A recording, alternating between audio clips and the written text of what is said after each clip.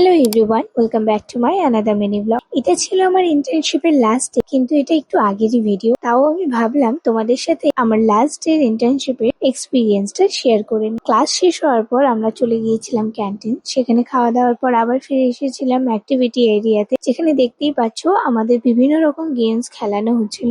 তার মধ্যে আমিও একটাতে পার্টিসিপেট করেছিলাম আর জিতেও ছিলাম। তারপর আমি তোমাদের দেখাচ্ছি, এই যে এটা হচ্ছে আমার ইন্টার্নশিপের কলেজ, যেখানে আমার ইন্টার্নশিপ পড়েছিল। জায়গাটা ভীষণই সুন্দর ছিল আর যথেষ্ট বড় ছিল, বাট প্রবলেমটা একটাই, সেটা হচ্ছিল যাতায়াতে।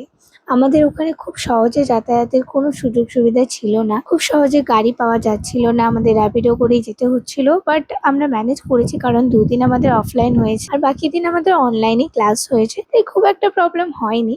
তারপর আমি পুরোটা আমার ফ্রেন্ডকেও দেখাচ্ছিলাম ভিডিও করে। দেন ক্লাস শেষে বাড়ি এসে সন্ধ্যাবেলা দেখলাম মা আমাদের জন্য নিয়ে এসেছে সিঙ্গারা। আমি কিছু একটা আই গেস দেখছিলাম ভিডিও, কোনো স্কিন কেয়ারের, মনে হয় কিছু কেনার জন্য। তারপর আমি সিঙ্গারাটা খাচ্ছিলাম।